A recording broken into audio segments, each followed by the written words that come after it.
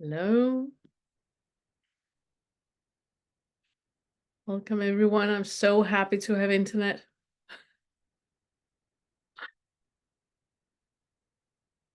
So happy to be here. Hello, Michael. First time. It's nice to see you. And Petra.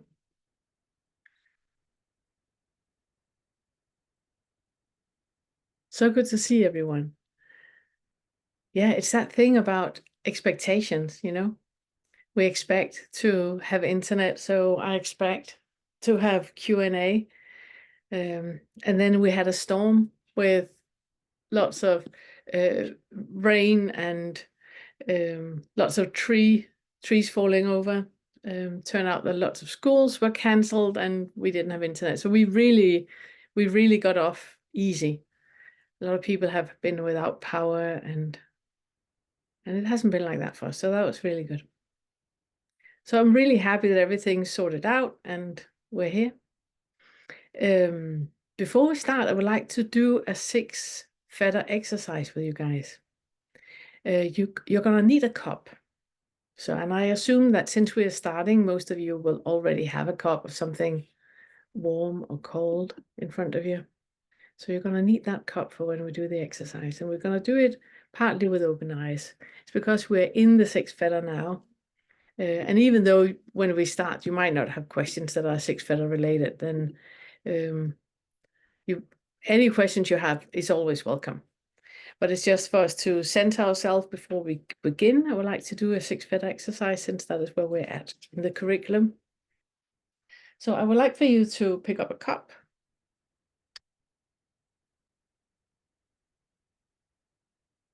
And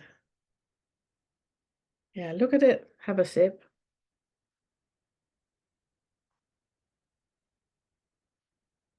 And when you just quickly glance at the cup, you can see it's a cup. Not much more to say about that. It's a cup. It serves its purpose. You're sitting with it now, with some kind of beverage. And that is how the brain works. The brain doesn't really see, the brain recognizes. And it's part of our survival mechanism. So it's fine as it is. Anna, I can see you're driving. I really want you to be careful just with listening in to what I'm saying here, because things might shift in the 6 feather, and if you need to, then pull over. But when you sit and look at the cup, you know that it has like a round hole in the top. It has a bottom. It has sides. It has, a handle. So sit and look at your cup. This is just a cup. And while you're sitting and looking at your cup, then notice that at some point, your attention towards the cup is going to shift. It's going to go from, I know this is a cup, into you actually seeing what it is you're sitting with. And that is when the 6 feather is starting to shift. Because in that identification of when we look at something and the mind knows what it is, there's an very, very subtle identification happening. I know what this is. So when you're sitting and looking at your cup, and I say it's actually not a cup, it's a vase. It's not a cup, it's a vase you're sitting with. Then you will feel a resistance in you. No, I have got tea or I have coffee. It is my cup. But if you look at it, it could as well be a vase, couldn't it? It's a container. You could put water and flowers in it.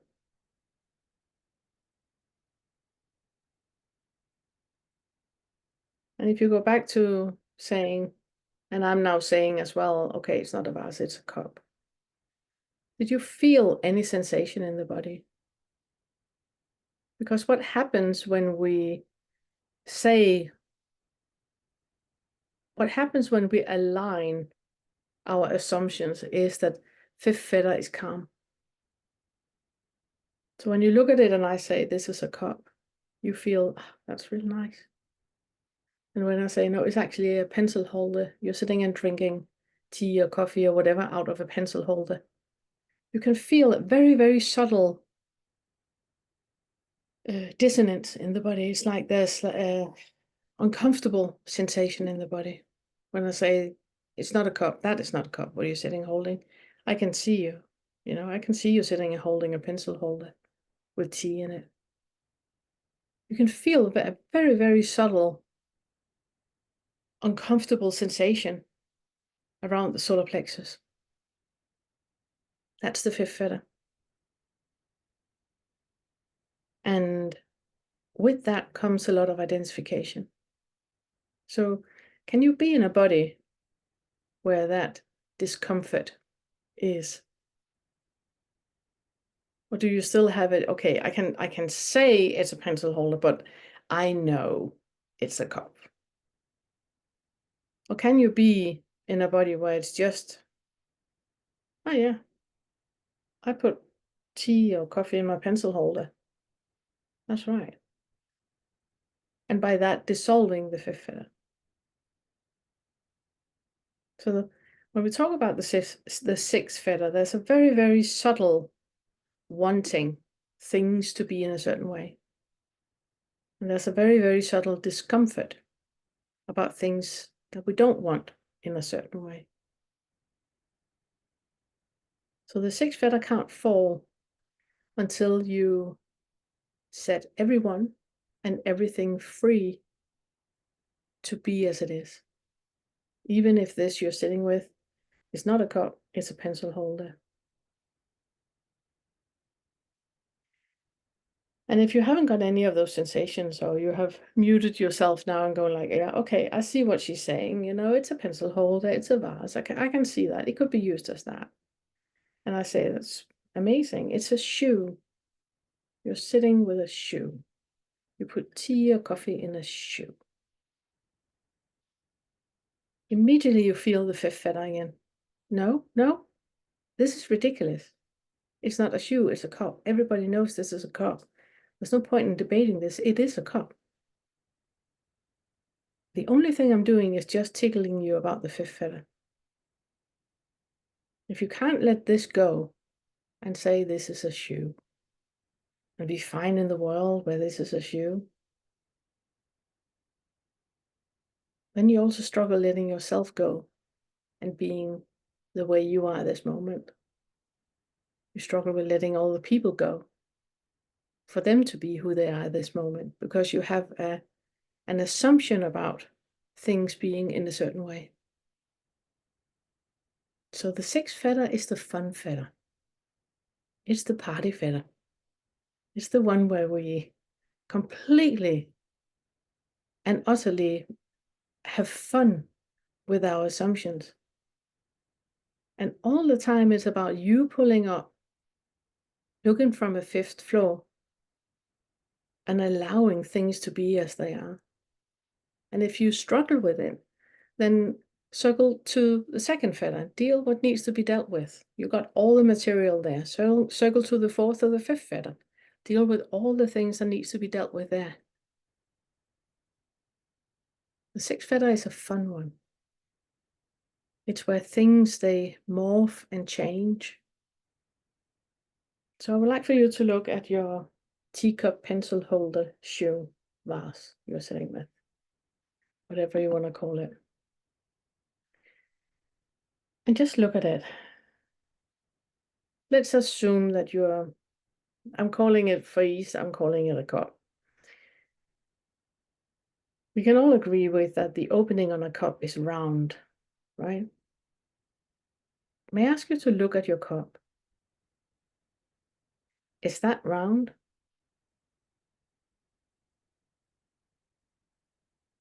You see that the more you look at it, it actually doesn't look round.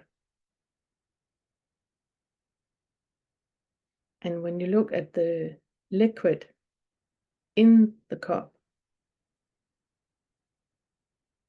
the liquid in it is not round either. It doesn't fill the edges out as if it's round. If you were to draw it,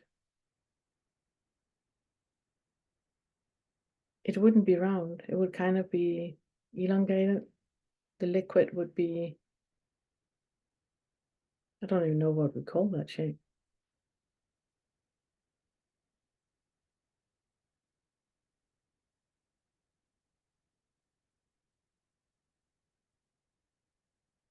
And if you look at the liquid, you have an idea of the color of coffee or the color of tea. You know how you like it. And the color that it has, you can recognize the way you like your coffee or tea by the color. You see how much assumption is in it? If you now imagine that the liquid that's in the cup were green, bright neon green, would it taste the same?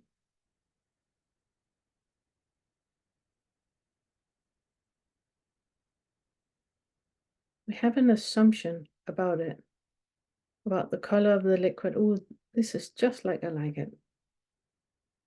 So what if it has a different color? What about the temperature? Either it's too warm or too cold, you like it just like Goldilocks, straight in the middle. What's up with that? And I know we're talking about preferences, but I'm asking you to look into that, to the assumption that you even know.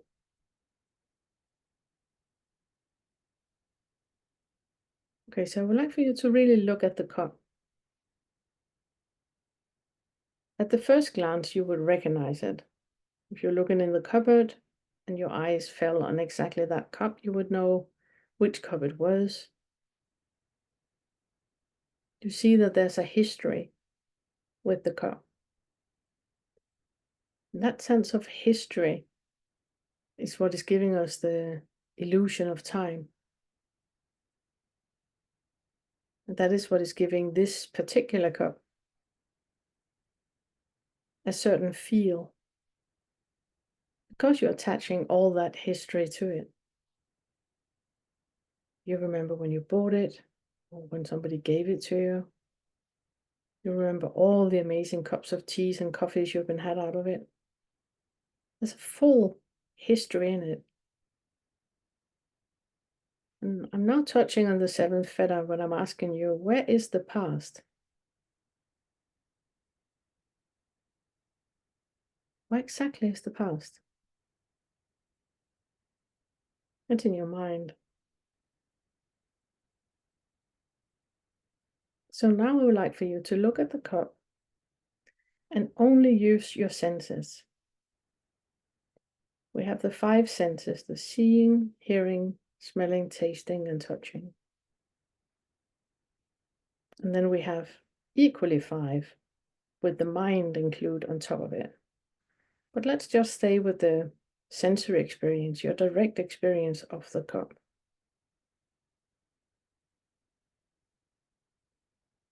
You might only be able to do this in glimpses, but every time you run back into the mind, see if you can get back to one of those five senses.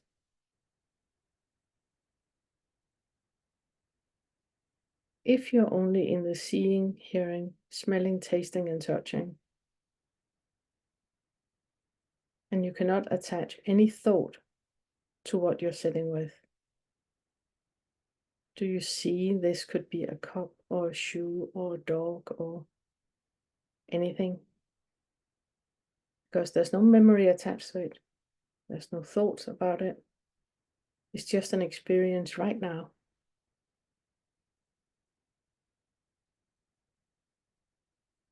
So move your fingers over the cup.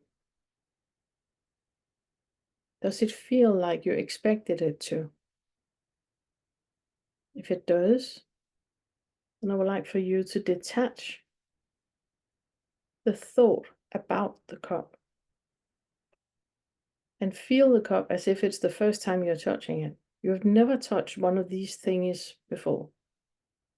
And your full focus is in the feeling sense. So not the thoughts about what you feel, but just the feeling sense. How does the contact on the finger on the cup feel when you're stroking it? And do you see how you are creating a relationship with time again? Seventh feather. Relationship with time again. When one stroke doesn't feel like the next stroke. How would you know? So keep detaching thoughts about it and stay in the five senses. Every single moment is new.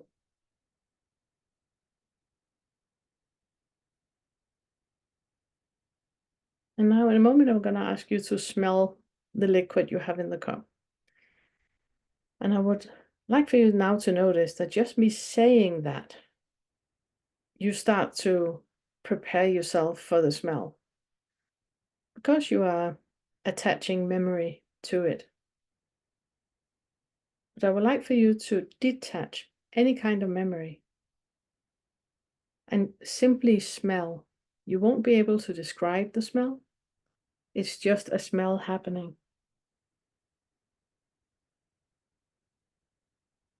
And the same when you smell it, you will have a 4-5 feather experience with it. It's either like you expected, or it's not like you expected. You can either feel a, yes, this is nice, 4 feather expectation that was fulfilled, or I need to change my hand soap.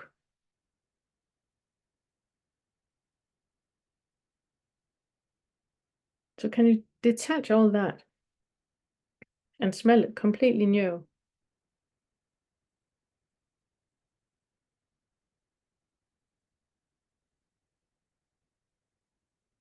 And even though you have had this liquid many, many times before, do you see that every time you smell it, you smell something you haven't smelled before? That's how the receptors work.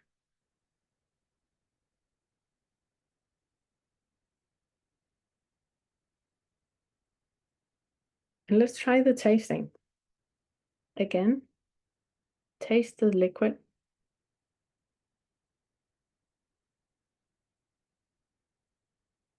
Is there a sense of recognition in it? Or can you completely detach the recognition and feel how it feels in the palate, on your tongue?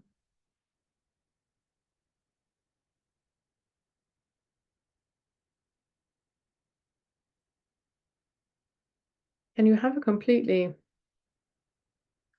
observant role where there's no like or dislike.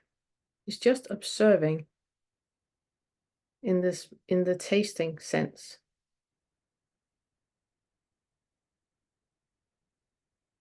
And the last thing I would like for you to do is sit and hold the cup in your hand and close your eyes. And first you feel the cup in your hands, which is very, very predictable. But with your eyes closed, you no longer have that as a reference. And now you're going to feel how the shape of the cup changes. It starts out with feeling the way that you remember it looks. But if you keep detaching the thought about the cup, the sensation changes. You feel how it doesn't have the same pressure in both hands. It doesn't lie equally in both hands. And the distance between your hands, does that really correlate with the size of the cup?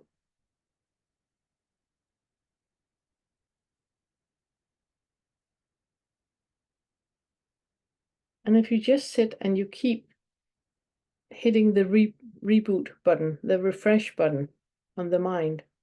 And it's just center experience, center experience, center experience, where you detach any thought of past or previous memories, but you just sit and you feel, and you feel, and you feel. What happens is that the pressure in your hands is going to change and the cup is going to dissolve.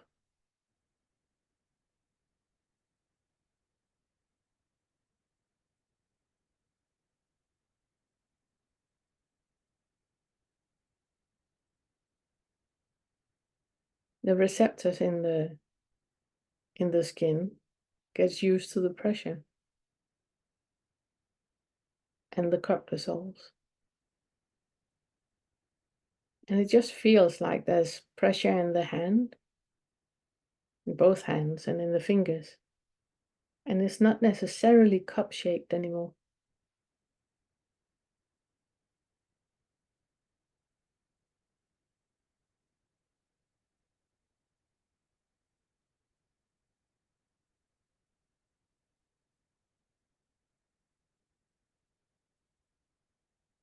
Very good. Take a deep breath in. And open your eyes again and make a cup by looking at it. And you can put the cup down. I would like for you to spend the next week with focusing and playing with the six feather like this. What do you actually know is there? And what do you think you know is there? What do you actually experience in the senses? In the seeing, hearing, smelling, tasting, and touching? And what is in the thoughts about the senses? How much are you tying time, seventh feather, into it? And how much is just present here, right now? And notice how that even that changes all the time. And as I said, this is the fun feather. It can be really destabilizing. And especially if you're driving cars, really be, aware and alert. And if things start to change, when you're driving on the motorway and you suddenly notice that the cars are not coming closer, the cars are getting bigger, then it's time to pull over. Pull over and wait until things have normalized. But play with it like this. When you do the dishes, how does it actually feel on your hands? How do you know what it is you're feeling if you can't attach any time into it and any assumption into it?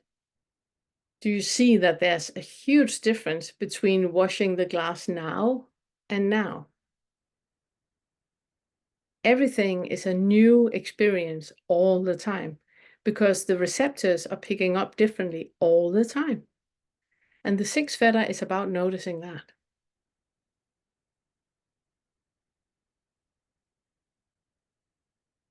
Good. I just want to come with a little asterisk caveat.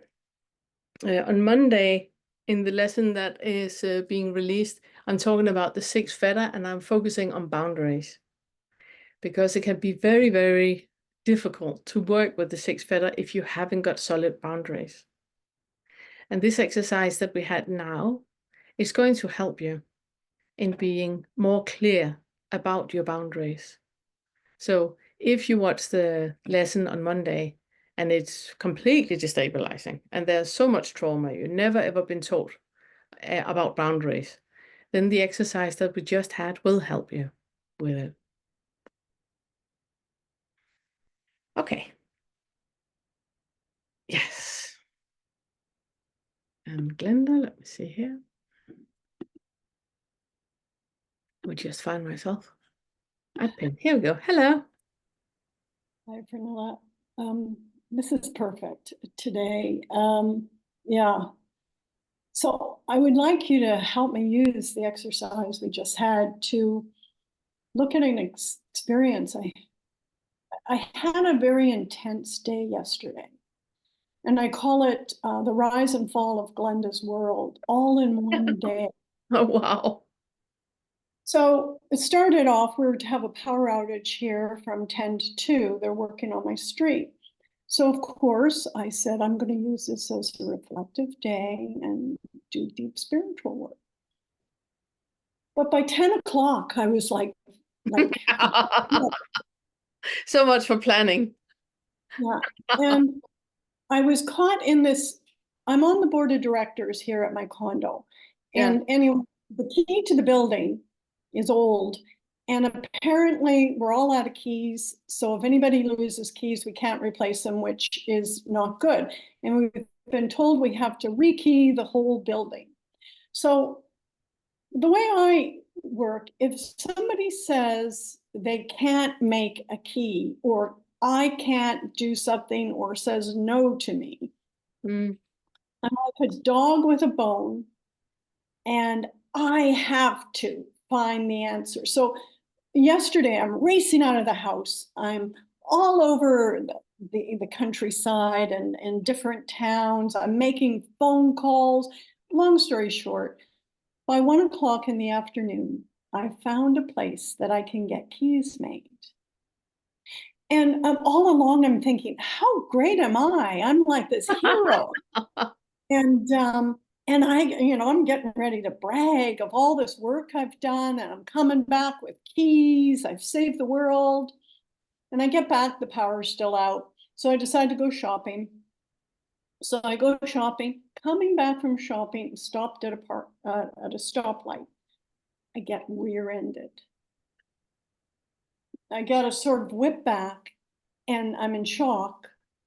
The 3 guys get out of their car, we pull my car over their car, no damage to my car, but I'm activated. I'm a victim.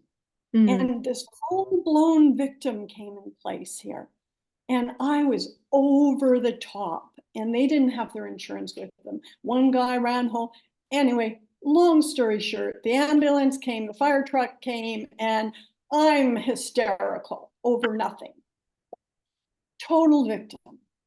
And so my brother comes and anyway, he calms me down and I get in the car, drive home. So now I'm no longer the hero. I'm the victim. Drive home, and what do you think I can do? Take a large glass of wine, watch TV, and crash. And so I woke up this morning and I'm going, God, that's my whole life. Yeah. Wanting something different, like being spiritual. And I've always pursued the hero. I've accomplished all kinds of things. And then I go straight to victim, and then I crash, and then all has gone to hell. And then the next day we start over. Groundhog Day. Right. Isn't it amazing? And I'm sitting here today, and what's different is that I see it all. Yeah. And a part of me wants to call the insurance company with the claim, get my physical therapy, get my I don't feel anything wrong with me today, but I want to continue to be the victim. Yeah. And but I'm sitting here also going, my gosh, there's a detachment of this is all a dream. It's a play. It's a play. Yeah. And this is what I do all the time. But I think with the cup exercise and what I've been reflecting on this morning is, how does real change happen? How do I really see this and make real change happen? Yeah. It's really good that you can see that it's a play. That's a really, really good sign, because then you're already tuned into all of it being a delusion, right? Do you see that you were already a victim before you got rear-ended? Yeah. That the moment you play Glenda the Great, the moment you take on that role of Glenda the Great, do you see that puts you into victimhood? Yes. Yes. Do you remember that I've said that expectation is a sign of victimhood? Do you remember I said that in one of the lessons? Probably. Whenever you set out to do something and you have an expectation about an outcome, you want to do the keys, you have an expectation about doing all the keys and having all that sorted. There's a problem. Glenda the Great comes to the rescue and she takes over. In that little bubble, there's an expectation about an outcome. Right. And that means that the moment you have an expectation, you're already a victim because you are no longer in reality. You have stepped into the character and the play is going to play itself out. The moment that you realize, oh wow, I just stepped into a character of victimhood, of Glenda the Great. That being Glenda the Great, it doesn't leave much to reality. You know, it doesn't leave much about you stopping and hugging a tree or you rather want to stay home. You know, it doesn't leave much up to anything happening in the moment that you want to do because you have already stepped into character. I would like for you to pull it back and just like Ryan Reynolds, he could look at Deadpool and see that is a character that he's playing. Right? Ryan Reynolds can look at Deadpool. Deadpool can't look at Ryan Reynolds. Right? I would like for you to be the person that can look at Glenda the Great, the play of Glenda the Great. Because everything's predictable. The moment you step into the character, the moment Ryan Reynolds he puts on the suit as if he's Deadpool, he will become Deadpool. He can't suddenly do Shakespeare, you know? Because it's part of the character. It's the same with you. The moment you put on the armor of Glenda the Great, you are in character. Everything will be predictable. It would just be episode 9,000, I don't know how much, of the same play. But what I would like for you to notice is when does the victimhood step into character? Because it's going to happen much, much sooner than you actually are aware of. And I would like for you to be curious about that. Yeah, that's a good point. Because when I decided this is a great day to be reflective Yeah. and be here with myself, it was, well, what am I going to get out of it? Yeah. But do you see that the victimhood started the moment you decided on how to spend the day? Yes. We back up. Because even when you say, today I'm going to meditate and be in, with myself, in my body, eating all day, that's expectation. You're already a victim. There's no third feather flow in that. Third feather is with all the expectations that is paired with the ninth feather about flow. And it's about that. When we do things with a purpose, I'm going to make all the keys because I'm a good girl. Everybody's going to acknowledge me for being a good girl. That is the purpose. You do things for a purpose. That is making the keys. Already there, you're off the rails. The play has begun. It starts even sooner. And what you're going to realize tomorrow morning is that you can barely open your eyes before you have stepped into the character of Glenda the Great. And the moment you step into that character, everything will be played out as it has been played out your entire life. When you reach the point where you can notice, oh wow, I'm in the play right now. How can I pull myself out? That is when you play with the sixth feather.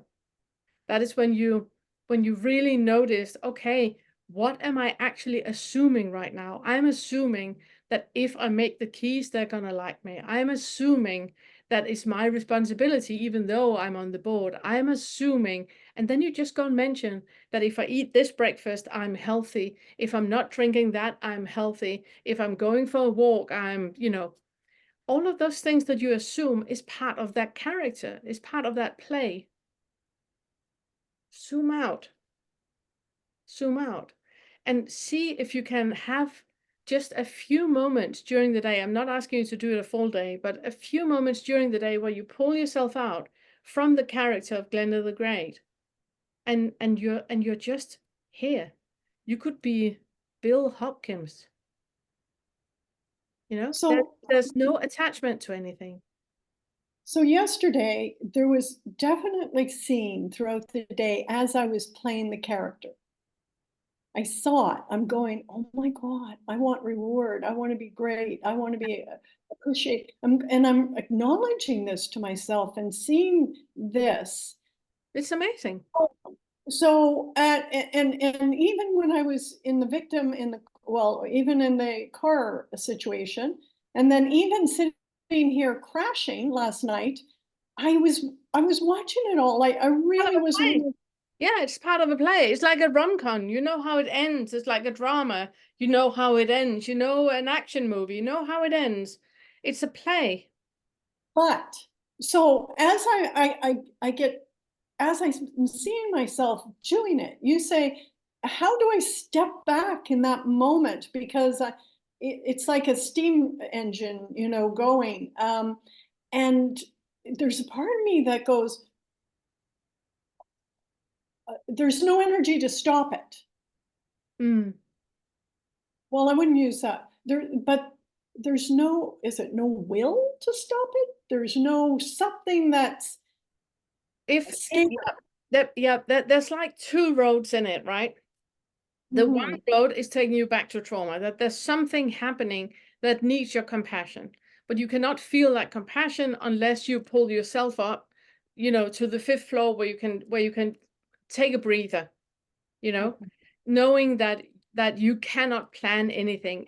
Everything that you think you're about to do is not possible. It's imaginations of the mind, it's creations of the mind. If you right now just sit here right now and you close your eyes, you don't even have feet, you know? So it's really that everything we have worked with, go back to that. You have all the knowledge, go back to that. If there keeps being hooks into fear, anger, guilt, or shame, into something about boundaries, into wants or don't want, then work with the feathers, work with the material until you find out what it is. And then you stay with that. You don't need to change anything. You don't need to remember anything about the past. It's just knowing that this sensation I have in the body right now is fear. Okay, cannot be in a body full of fear. And then you're just staying with that. The moment that you don't have any of those hooks in it anymore, then you're free to work with the sixth feather and the higher feathers. And that is where it starts to get fun. And I would like to introduce you to a character that I'm using a lot. And it's Riley Miller. I would like for you, next time you are Glenda the Great, to remind yourself that you have no idea that you're Glenda the Great. You have no idea that you're Glenda. If you only, do I still have you? You're still here. If you only use your five senses of seeing, hearing, smelling, tasting, and touching, there's no thought attached. How do you know that you're Glenda? Which of the senses tells you that you're Glenda? You can only refer to seeing, hearing, smelling, tasting, touching, not thoughts. Only the sensing. In the seen, there's only the seen. In the heard, there's only the heard. You can't attach anything else to it. How do you know you're Glenda? How do you know you were even born? This is where six feather starts to get fun.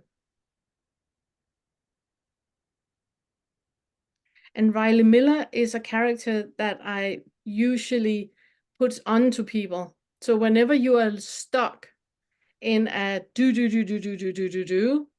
then you can tell yourself that you're Riley Miller, you're from Michigan.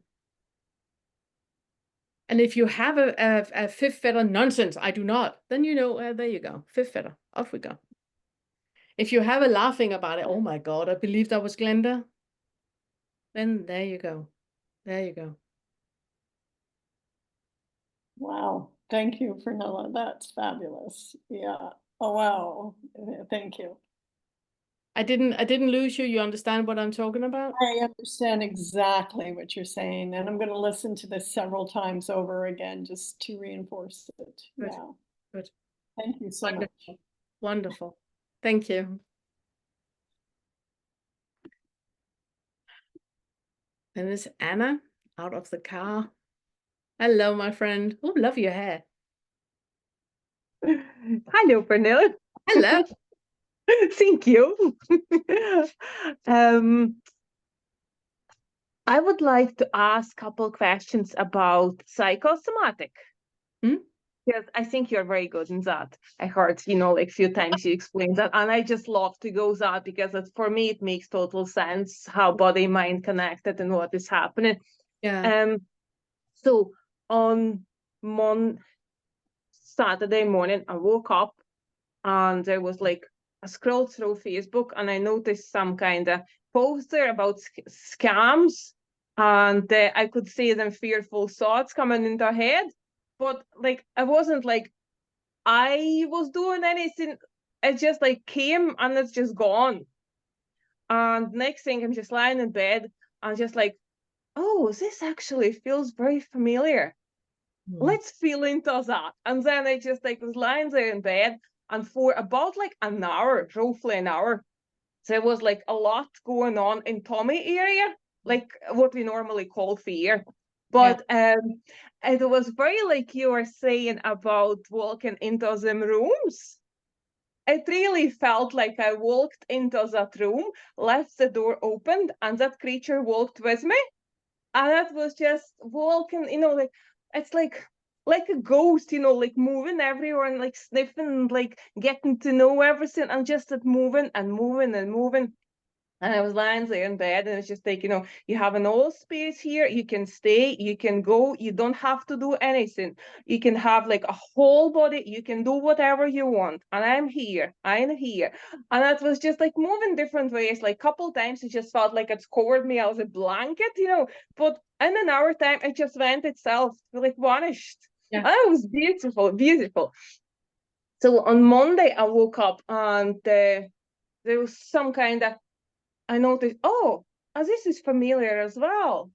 And that was different. That was like it felt something about like sadness and me feeling small, and like life is too heavy and like it's too much burden and I can't handle.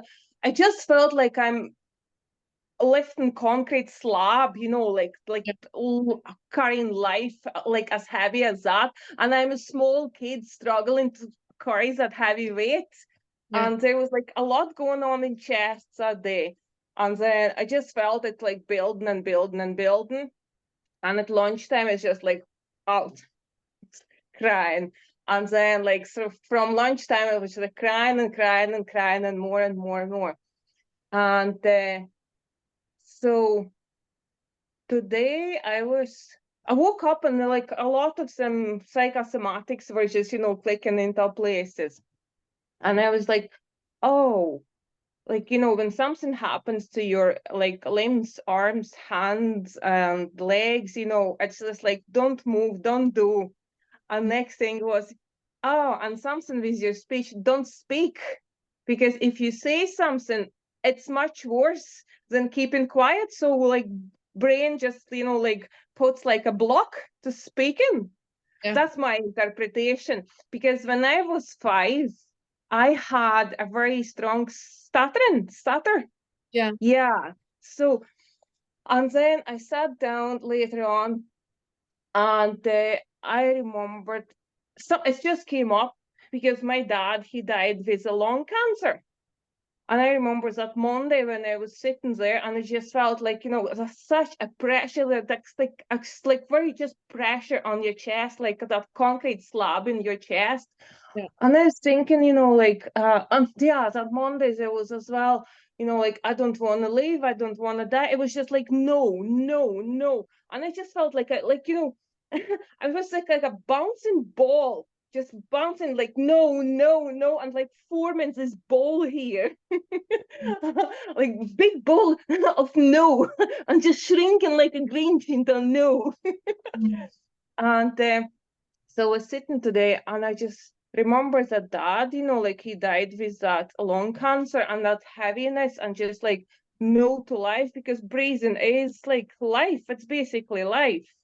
And then, like I remember when because he had to start to work when he was a child. He was like born nearly 100 years ago.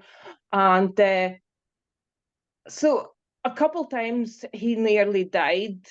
He was like 5-ish when he nearly died with that lung infection, pneumonia. Yeah, yeah.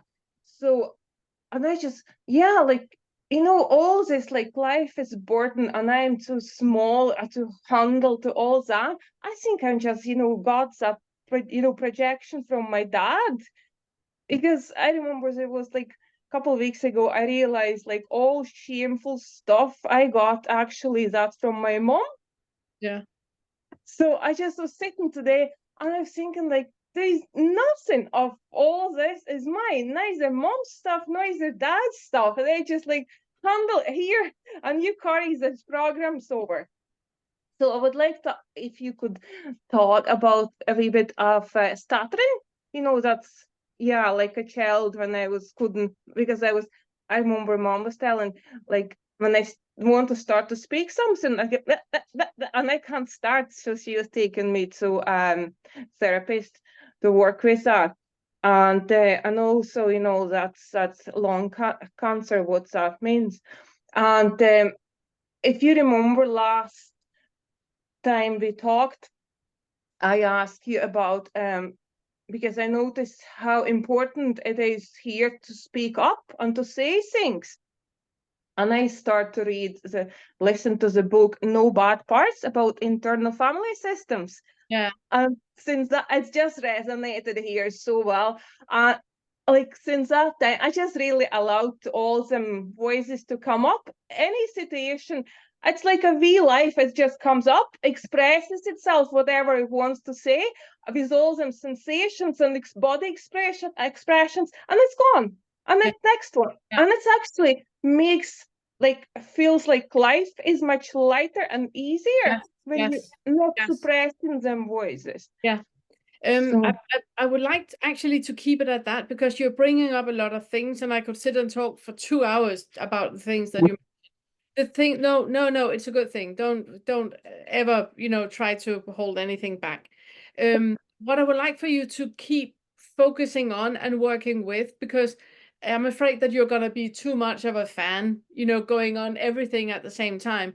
I would like for you to focus on the experience that you had the one day where you could be with the fear. You read about the scams and you felt the fear, and you were just lying in bed and had that flowy feeling with like the little ghost going into all the different rooms and all the nooks and crannies in the room where the fear was there, and noticing that. And that when you described that, you had a lightness about you. it was lovely. Yeah, exactly. But when you started to describe the day after, where it was like heavy concrete on the chest and there was lots of crying, and the day after that, where it was like, didn't want to do anything, and there was just like no, no, no to everything. I would like for you to stay with those experiences and see if you can get the same, because everything is happening in your mind, right? None of this is real. All of this is happening in your mind, and you're doing spring cleaning in something that is connected with mom and dad, the things you have copied from mom, the things you have copied from dad, because we are just a copy paste of all. When we as women become 60 years old, we are 80% like our mom. For men, when you are 60 years old, you are 80% like your dad. And nobody likes to hear that. But I would like for you to really look at it as good news, because it means that now, you know them so well. You know where all the things that you detest and hate about them, where that is. There you go. You know what to work with. It's not going to change. It's still going to be 80%, but it's just going to be easier to be you, because we are nothing but a copy paste. This, meat suit, it's a copy paste. The mirror neurons in our brain, it's a copy paste. There is no I anywhere in here that's a little unique little sprinkle one that is not at all like mom and dad. Not happening. But copy paste. So I would like for you to look into those two characters that you project onto mom and project onto dad, and see how that in your bubble of reality is a reflection of you. something that needs your compassion, something that needs unhooking, something that just needs your presence, and see if you can be with it, first be with it in a way where it is heavy and it is concrete. And can you be in a body that's heavy, full of concrete? And then just stay with that and see where it takes you. And it's not for you to have the goal of both of them becoming little ghosts that is just happy and light, but just for you to be in a biochemical space where everything that happens is fine. Everything that happens is fine, because when it's not, then it is that we are crying and we have, pain and obstruction and stiffness and all of that. It's because we have issues with what is. So yeah, if I can ask you to work with that instead. Is that okay? It was actually interesting because that evening, I was talking to a friend and I was, like really sharing what is happening. And while I was talking, it's like you talk and you reflect simultaneously. And then at the end of conversation, it was all gone. It's just, like mind sees its own created story and just like nothing of that is actually happening. Yes. Yeah, it was just like yes. And it's exactly that unhooking I'm talking about. That when you talk about a story, it needs to be released as much as if you're telling me a fairy tale, Hansel and Gretel, or Ugly Duckling or something like that. You tell me a fairy tale, and when you told it, it's like, oh, and then life goes on. That is the density that our story should have, because exactly where is the past? All of that doesn't exist except in your mind. What happens to a thought when you don't think it? So it should have that lightness about it. If it doesn't, then it's because there are hooks into it that needs to be felt. Not in the head, but really felt in the body, detaching the thoughts about it, just staying with the body so it becomes, light again. Holding on stories. Yeah, notice if you are, because if you can cry a full day about a story, then there are hooks in it. Because once I start to feel into sensations, it's like really, really squishing and building up here. And then, like one thought and it's just like, oh, it comes out. Yeah. What about cancer, lung cancer? Well, again, I'm not comfortable sitting and talking about it. If you have lung cancer, we can talk about it. Otherwise, it's speculative, and then you're gonna project lots of things I say, Okay. that and all of that, and it's just creating another story which is not relevant now. Yeah.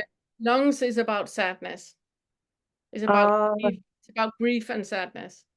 So when we have anything with the lungs, struggled breathing and all that, it's always about grief and sadness. But don't spend any time sitting and analyzing your thoughts about that situation, because it's not really relevant. It's a movie. But it makes sense. Thank you. Yeah, with a life like you just said that he had, makes sense. And stuttering as a child. Yeah, again, there's so many family dynamics in that. It can be, inherited, and it can be, psychosomatic. You're not stuttering now. You're very clear when you talk now. So it's more about, for that, I would, instead of me saying something about it, I can talk about that for half an hour. Instead of me saying something about it, I would like for you to sit in quiet, close your eyes, feel into that age, and feel, how does it feel in your body? Because where is the past? The past is in your mind. So you can 7 feather go back to that age, feel in the body how it felt to be that child, and then you will feel the answer. Yeah, that's like that internal family system. Yeah. And it's just like the V parts, they are communicating so well here. Yeah. Amazing. Thank you so much. So welcome, so good to see you.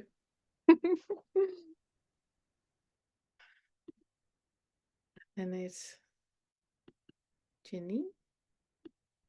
Hello, my friend. You're muted. Okay. Oh, hello. There we go. Hello. Oh, so I think I have a belief that I can feel emotions acutely and express, but I cannot access the raw sensation underneath. So last weekend, I felt not quite right. And then by Sunday evening, I was craving all kinds of sweet things, which is a little out of character for me, but it's a familiar pattern from the past. When I would have depressive episodes, I'd want to distract with all this sweet stuff. I'm like, oh, that's very interesting.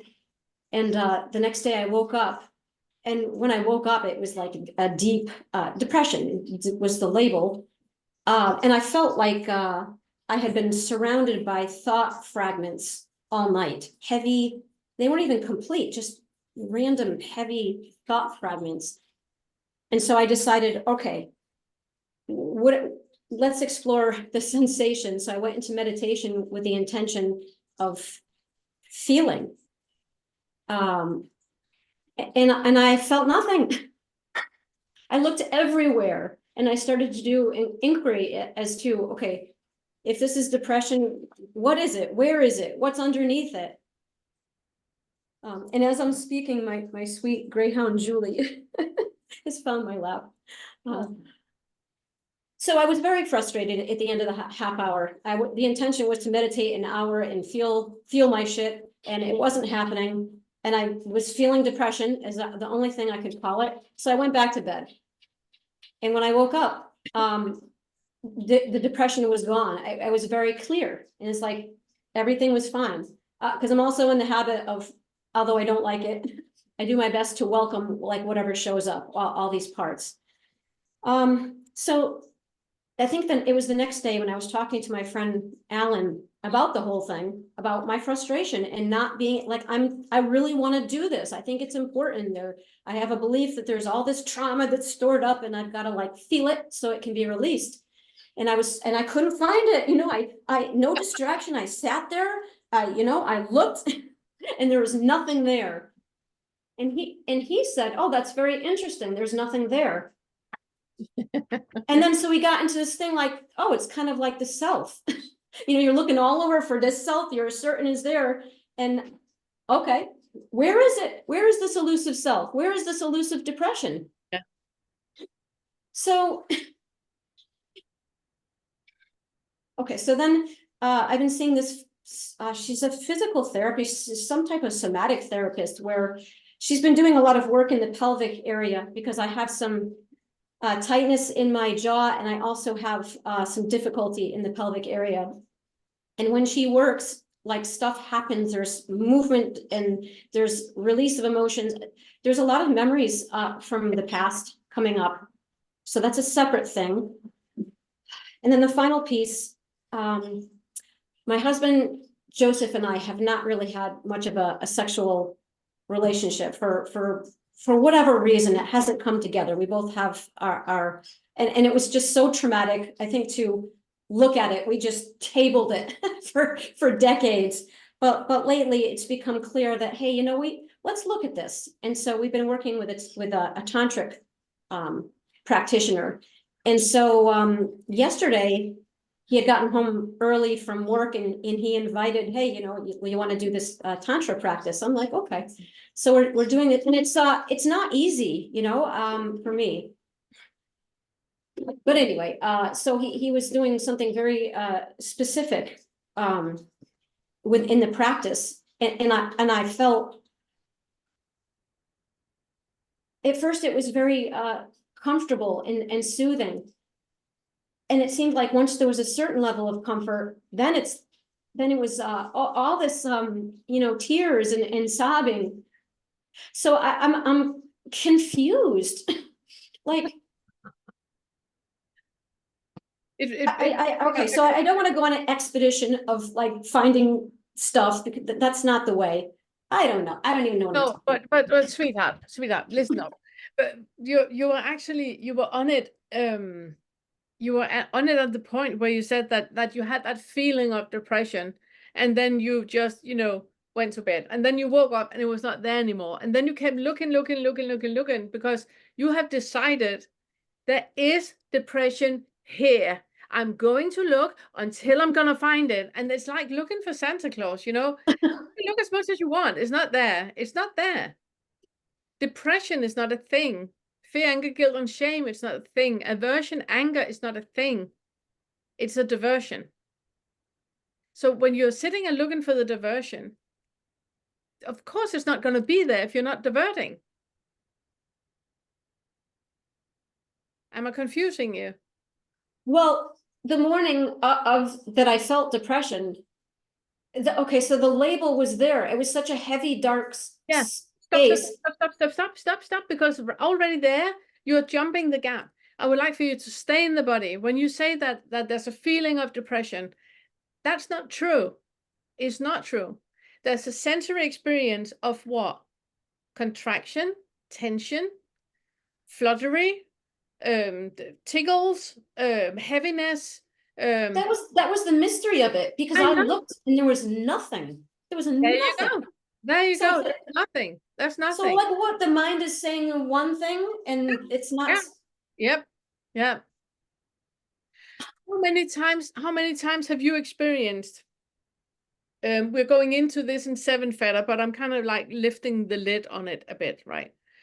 How many times have you experienced that you suddenly start to be annoyed or angry or feel, upset about something that somebody says, and you can watch yourself and you can see yourself, and this is ridiculous because what they're doing is nothing, but you feel like indignation and frustration and all of that, and yet the situation does not add up with that vroom that is happening in you. It's because it's not about that. It's not about that. They are just the outlet. There's something underneath that. Something happened previously. And now you're just venting about them because that is much easier to project it onto them than seeing that it's something in here. So when you say that the thought tells me this is depression, but I can't find it anywhere, what do you make of that? It's like the thought saying, I can't even come up with anything. I can't even come up with anything. The thought saying you're broccoli, and yet you have legs and broccoli don't have legs. It's that, but I must be broccoli because the thoughts are telling me that I'm broccoli. Well, You're it's looking for something that's not there. You're looking for something that's not there. Depression is just a label we put on a diversion that we have. Away with the label, into the body. How does it feel to be in the body right now? And you say, there's nothing. Okay, sit there. Stay there. In that space where there's nothing. Can you stay in a body where there's nothing? There's not a problem. There's not an issue. There's not anything. It's just empty space. Can you stay there? Does there need to be a label on it? Part of the non-self and seeing through self is that all the labels vanish. And you keep looking for labels to put on the vanishing of labels. Just like the tantra you were doing with Joseph. When you're doing the exercises and something come up, can you allow it just to be there? You don't need to put a label on it. Who needs to put a label on something? It's only the ego that needs a label. If you can stay in a body where it's like a weather pattern, like Todd is normally calling it, it's just a weather pattern that is happening. Now there's a weather pattern of crying. Oh, the weather pattern of crying just stopped. Now there's a weather pattern of lying, of laughing. Now there's a weather pattern of, so whatever is just coming and going and coming and going, just like a shadow from a cloud on a lawn. It doesn't leave any mark, but there is a shadow, but it doesn't leave any mark. You just allow it to be there, and then it just floats by again. When we put a label on and we try to do something out of nothing, it's in the 7th feather that the issue is. And very, very often it's just the ego that wants to be entertained. This is boring, the ego says, when I'm sitting and meditating and there's just silence. I'm bored.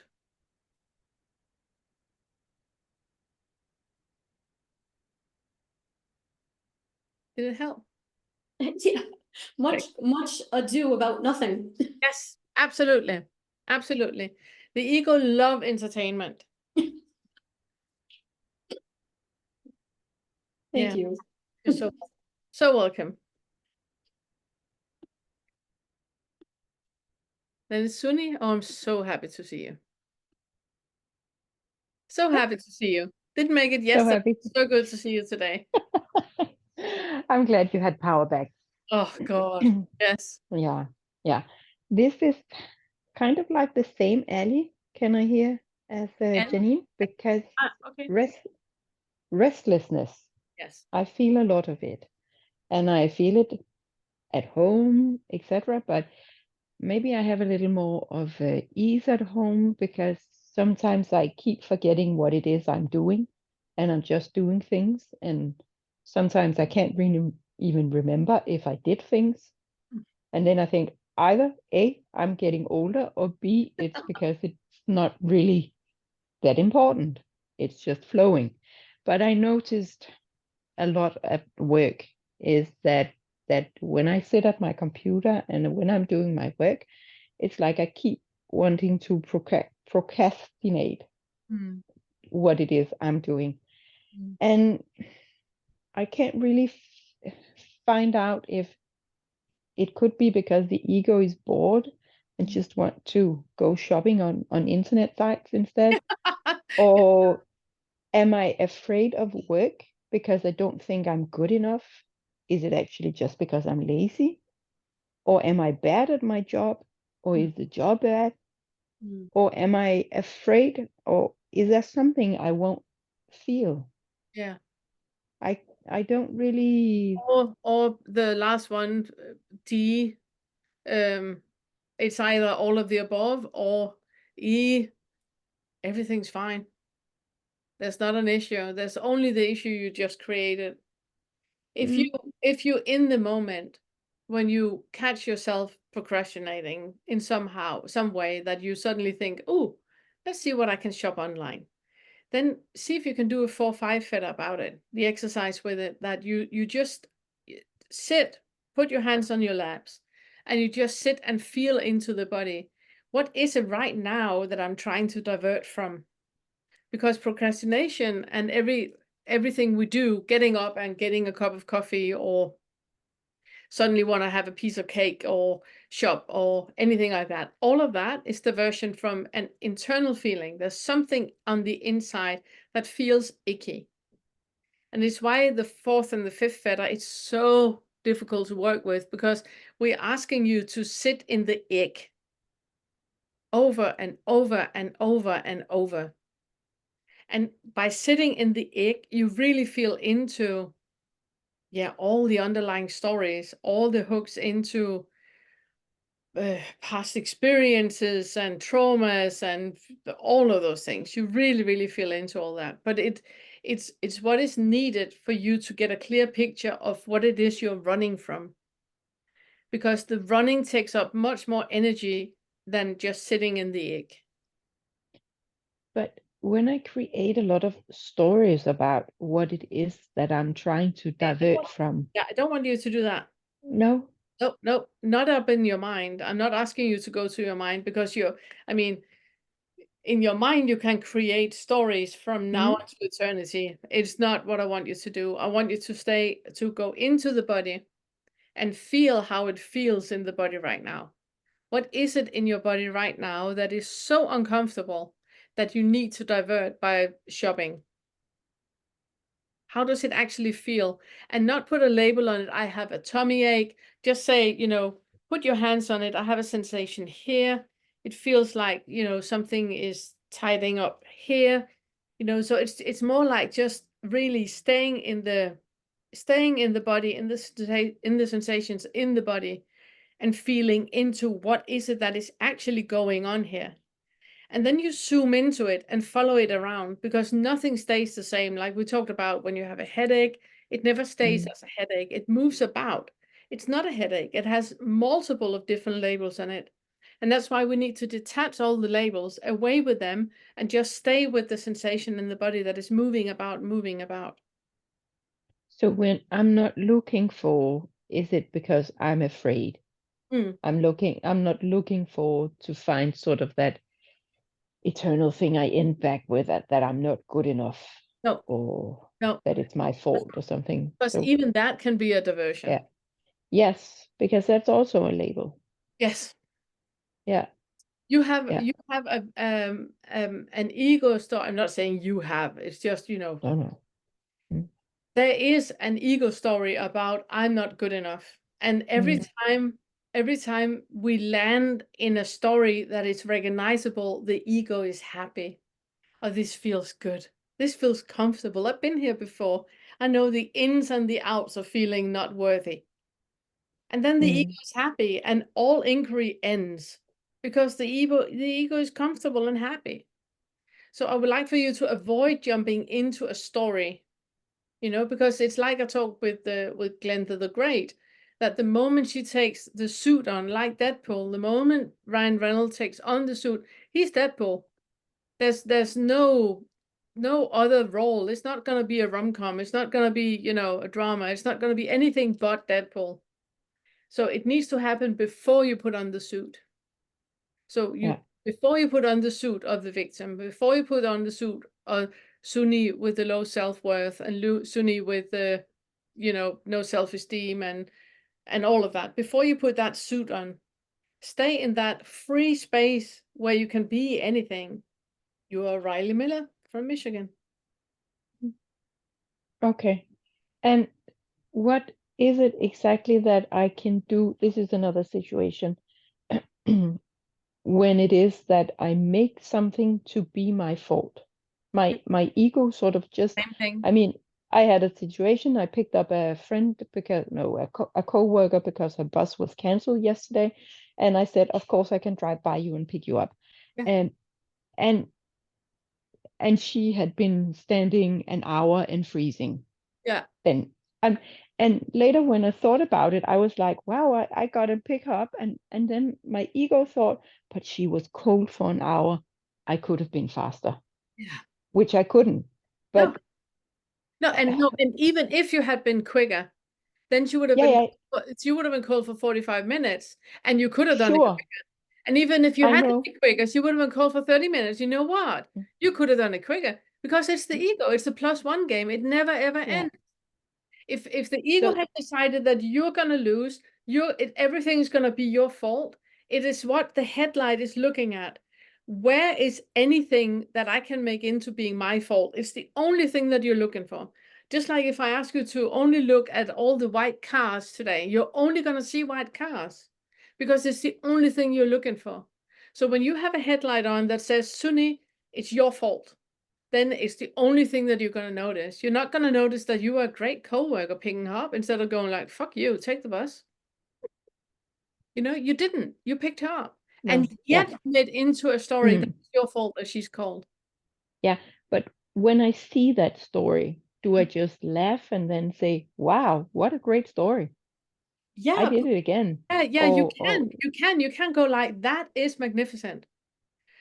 Like I've talked about a million times, that is only one of the million stories that are there. You know, there is a story where you're a savior. There's a story where you are an amazing co-worker.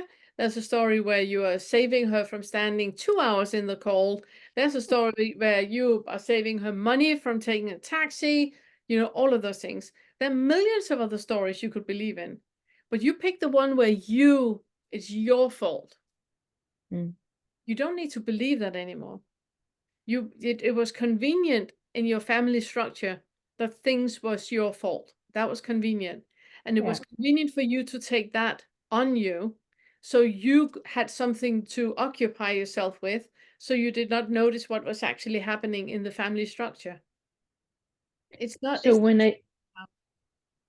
I stand in that situation, Yeah. do I then also at that situation feel how it feels inside, or do I just say, wow, magnificent story, Yeah. and pass it on, Yeah. You could send it away? pick another story. Pick Mm. another story. Pick the story when you have the story about, oh my God, I feel so bad about her being cold. Pick another story. Well, I came now and not in 2 hours. She's actually 1 hour less cold than she would have been if I really had taken my time. Okay, good. So you can just pick another story. That story is just as much a story as the story Yeah. that is hurting you. Yeah. None of them are true. Mm. Okay. Thank you. Wonderful, wonderful, wonderful. And then we have Michael. Hello, my friend. Good to see you. Thank you.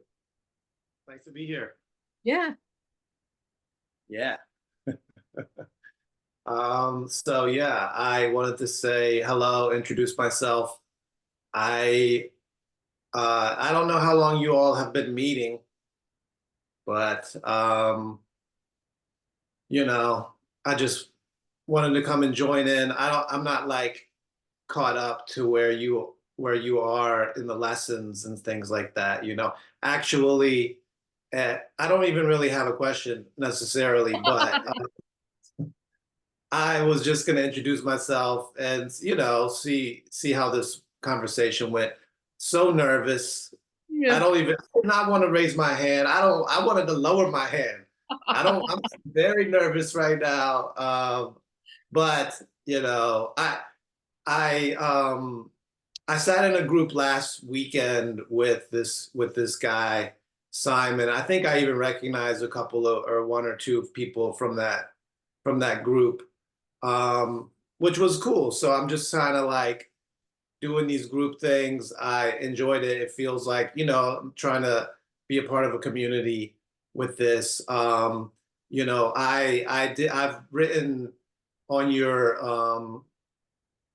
YouTube page, like I was the guy a few weeks ago who was talking about, you know, writing down my beliefs, you know, and I was like overwhelmed by that assignment. Like, I want you to write down all your beliefs. And it's like, oh my God, that's going to take up my entire life. Like, so.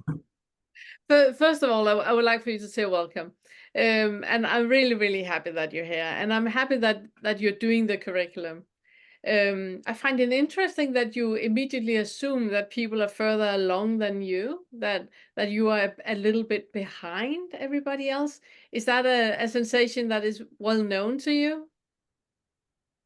Well, I mean, it's familiar in this regard. I mean, in this context, it certainly is. And yeah, no, I mean, we'll say that at least for sure. I mean, I And don't know. and Yeah, possibly. yeah, I'm asking you the question because that is a belief. Hmm. That is a belief. So I So should write it down. you should write it down, exactly. Exactly. It's about all those things that we assume ourselves to be without even questioning it, you know? About all the experiences you had with, do I raise my hand? No, I don't want to raise my hand. I don't want to draw any attention to myself. I really want to raise my hand and say, no, I don't want to raise my hand. That full back and forth that happening, you know? That it has a foundation and a belief about something. Michael is too much. Michael is speaking up. Michael don't know what he's talking about. Michael, you know, whatever. There's an underlying belief. Michael is behind, everybody's ahead of him, you know. Michael, you shouldn't talk when you don't know what you want to say. You know, there's so many beliefs in that. And it just makes life so bloody exhausting, you know? Oh Uh, yeah. yeah. So it's really amazing just to become aware of all those things. You don't need to change anything. You don't need to stop any of the beliefs. You don't need to do anything specific, you know. This is all about, you know, just noticing what is happening. How are you moving in life? What choices are you seemingly making based on those beliefs? because the moment that you become aware of them, they absolutely lose their power. When you no longer have an idea that there is a separate self called Michael that can be too much or sound stupid or ask the wrong question or taking up too much time, or when that belief is no longer there, do you see how freeing that would be? Yeah, certainly. No, I mean, uh, right now I'm definitely noticing a lot of discomfort, Yeah. so um So let's just stay with that one. Where do mhm. you feel the discomfort? How does it feel in your body? You have clammy hands. Yeah, exactly. Clammy hands, just You have you know, tension in your heart shoulders. You can see that. You have tension in your neck. yeah, like my heart was just pounding. Yeah. I just feel energy in my shoulders going throughout my whole body, like an electric charge, like Yeah. So can you just stay with that? Can you be in a body that has a pounding heart and clammy hands and electric charge in the shoulders, and just sit and just breathe with me here? So the only thing we do right now is just sit and breathe and be in a space where all these people are here with you, sitting and breathing and feeling the tension in the body, and just allowing you the space to experience what you're experiencing. You don't need to do anything. You don't need to, it doesn't have to stop or to end or to change or anything. It's just about allowing what is right now to be there.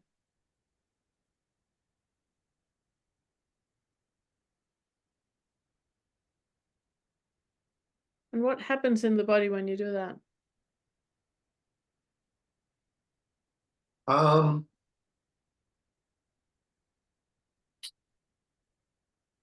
I mean, it feels like there's a goal, like that I'm looking for a goal or Yeah, something. yeah, yeah, yeah.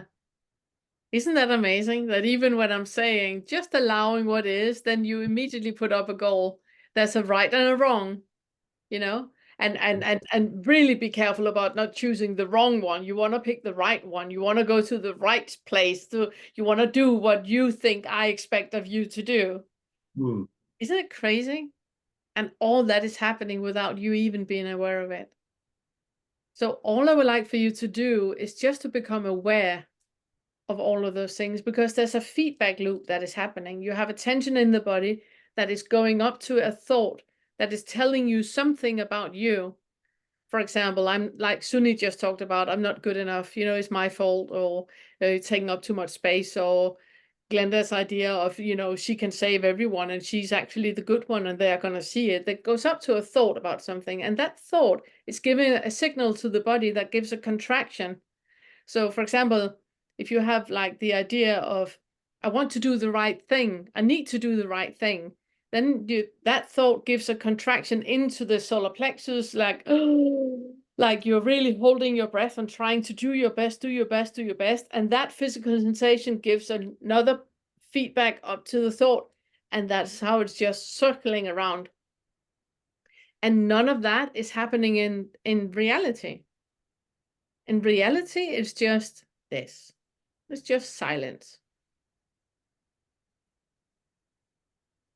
It's like having the TV on in another room, and in your case, it's a drama that is being played out on the TV screen, you know, about this guy that can do the wrong thing and he's trying to do all the right things for everybody to be happy and for him not taking up too much space. That is the drama going on in the TV in the other room.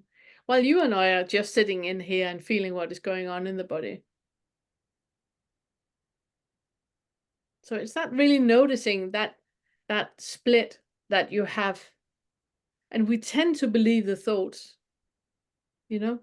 And I think it's something about, because we see and smell and taste and hear in this area, we also tend to take the thoughts as being more important or more real. But if you really, really look into them, they can't be, because you can't control your thoughts. You can't decide what to think of. If I ask you now to really think about something, and then I say elephant, you're no longer thinking of what you really wanted to think of. You're now thinking of an elephant. I just placed a picture in your mind of an elephant.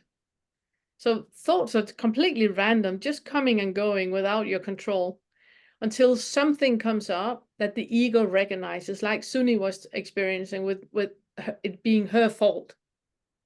Then a thought comes up. Now I use Suni as an example. The thought comes up, it's her fault, and the ego goes, ooh, I know this one.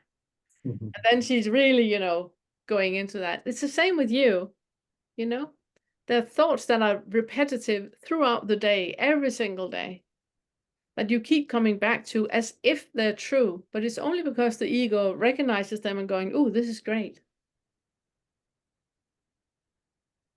And Yeah, I have some right now. yeah, go on. What is it about? Well, it's almost like I am it's reiterating that I'm a beginner, that I'm behind, that you guys are farther along, Yeah. or something like that, that I am just a basic, like guy, yeah. Yeah. Way at the bottom of the process. Yeah.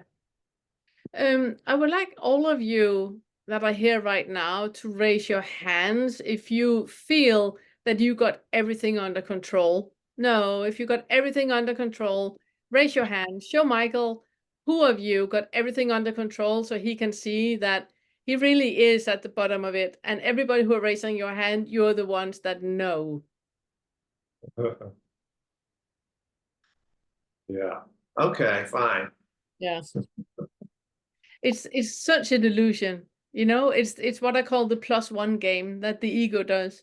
It's always, no matter how much you do, it's always gonna add more. You could have done more, you could have done it better, could have done it higher, faster, more.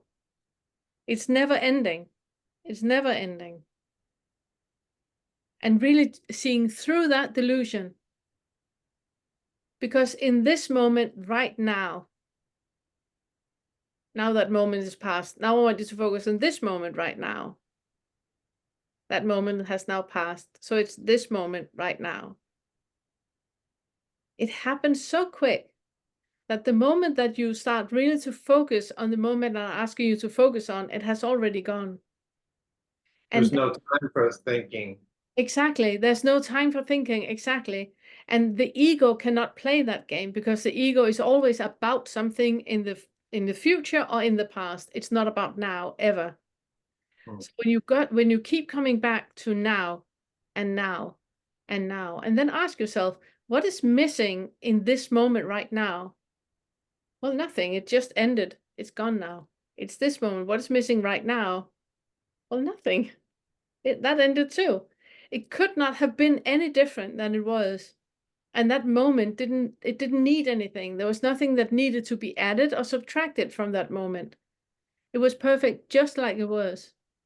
But just because we have a mind that gives us the delusion of time, time is just a fantasy, it's just a delusion, it doesn't exist. But because we have that feeling of time, we also have a feeling of an improvement that can happen over time. But if life just is this moment and this moment and this moment, there's not enough time for an improvement. When is that supposed to happen? And how can that moment be improved from what it already is?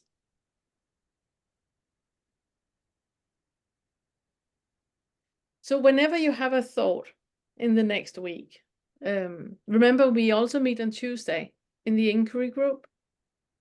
I don't know if you know about that. In the members area, I'm going to put the link in for the meeting we have on Tuesday. We have a meeting every week. That's at 2 p.m. Eastern, yeah. I'm on the East Coast of US. No, it's the same time as this. It's 12 o'clock Eastern as well. Thanks. So really see if you can notice, if it's possible to change this moment in any way.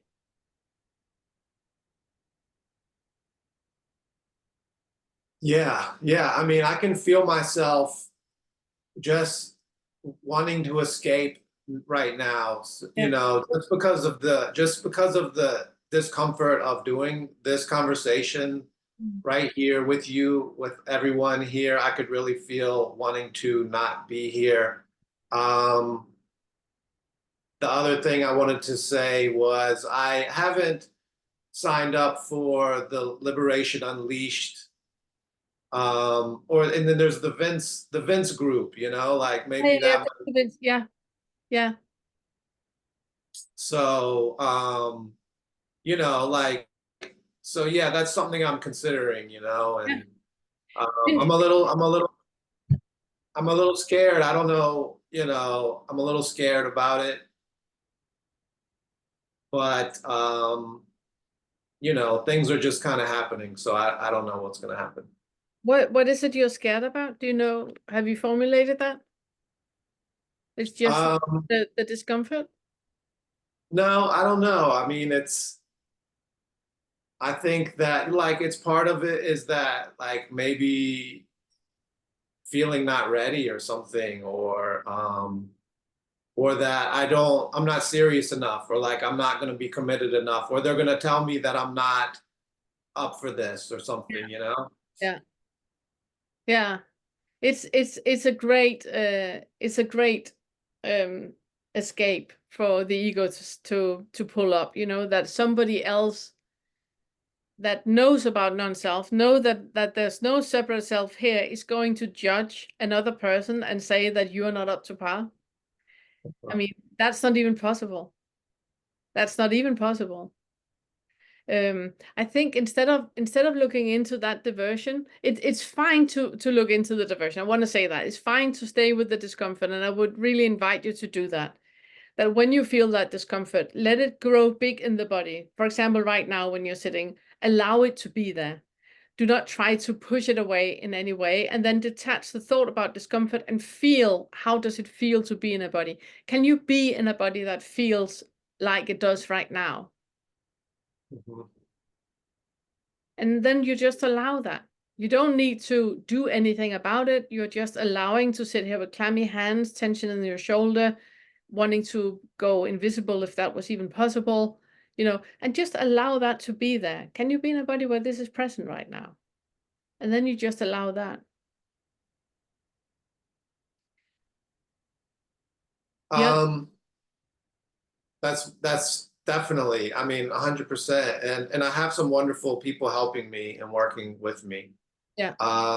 You know, it's a little bit sometimes challenging, yeah, like identifying sensations. And for me, you know, and I worry a little bit about like that I am like so in my head that like I feel things just in my head almost. Like it feels like it's in my mind. Like Yeah. the sensations are not so much in the body as they are. Like I can feel something like between my heart and my head, but a lot of times the sensations that I'm feeling and just like the discomfort is like coming from my head. Yeah. Okay. So, but then stay with that. So that Mm. discomfort that you feel in your head, can you explain it to me? How does it feel? Yeah. I mean, I've described it like as like a headache and or like a weight, you know, and so yeah, it's like it's sort It's of like this headache It's like there. a headache weight that is pushing down on you. Is it pushing down over the eyes, or is it pushing that one in? Is it like needles, or is it more like heavy, or how does it feel?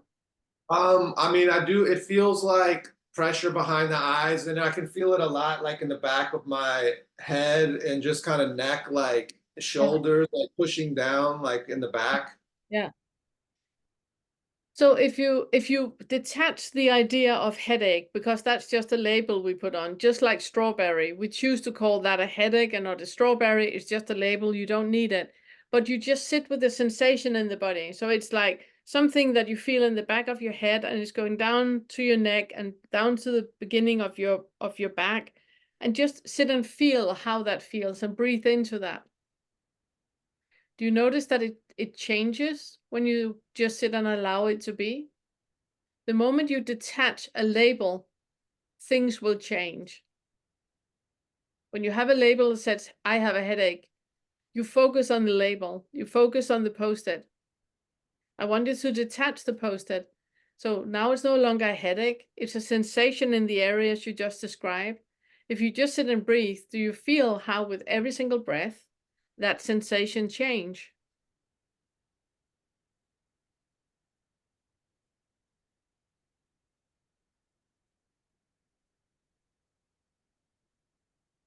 Yeah, and I mean, I can recognize that from other times too, just doing this exact thing, you know? There you go.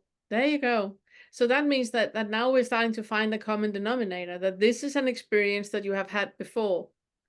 You might start to know that when you had this sensation that we used to call a headache, we don't call it that anymore, but it's this sensation, that might be part of the feedback loop of you feeling that you're not adequate, of you feeling that you haven't got anything clever to say, that you're not up on par with the rest of them.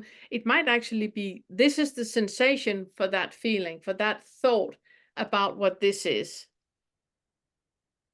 Hmm.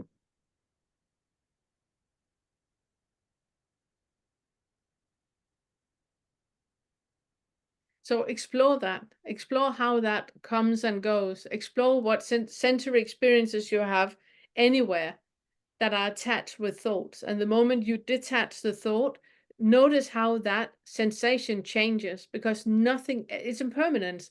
Nothing ever stays the same. It's only when we have a Post-it on it that it looks the same. When I say strawberry, that's a Post-it. Everybody now have a mental picture of a strawberry, because that's the Post-it. It's not a strawberry they're seeing the Post-it. So when you detach the Post-it of headache, detach that, then something completely else is going to surface. And that is what we're really talking about.